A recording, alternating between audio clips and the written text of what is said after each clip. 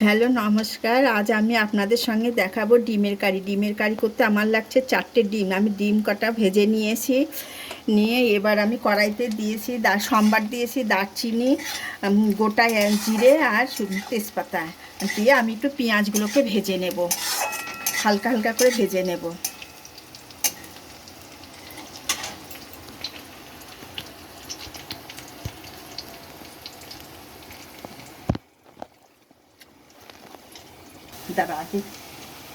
এবার আমার পেঁয়াজগুলো হালকা ভাজা হয়ে গেছে। এবার আমি দিয়ে দেব পেঁয়াজ বাটা। এতে আমার লাগছে পেঁয়াজ বাটা, রসুন বাটা। পেঁয়াজ আর রসুনটা একটু ভেজে নিয়ে তারপর মশলাগুলো দেবো। এবার দেব একটু নুন, অল্পই নুন দেব।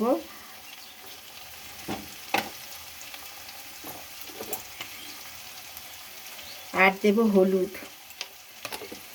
দিয়ে এবার একটু নাড়াচাড়া করে নেব। এবার আমি আদা বাটা দেব, 1 চামচের মতো আদা বাটা দিলাম। ধনের গুঁড়ো, ধনে বাটা, জিরে বাটা।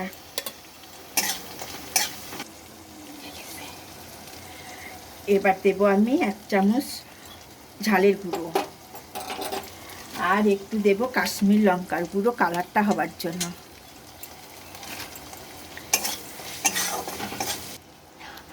এবার দেব আমি টমেটো সস, আর দেব একটু চিনি, চিনিটা আপনাদের স্বাদ মতো। এবার দেব একটু জল, মশলাটা পুড়ে না যায় সেজন্য একটু জল দিই। এবার আমার মশলাটা ভাজা হয়ে গেছে, তেলটা ছেড়ে গেছে। এবার আমি দিয়ে দেব জল ঝরানো টক দই।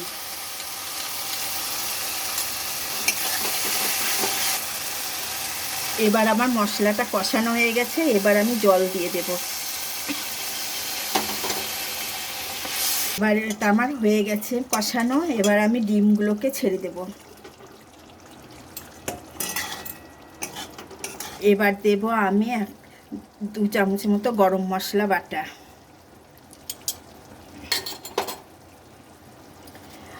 আর দেব ঘি। এবার এটা আমার রেডি। এবার নামিয়ে নেব। বলবো হ্যালো, আমার ডিমের কারি রেডি। এভাবে রান্না করে খেয়ে দেখবেন, যদি ভালো লাগে একটা সাবস্ক্রাইব করবেন, লাইক দেবেন। নমস্কার বন্ধু, দেখা হবে আবার সামনের ভিডিওতে।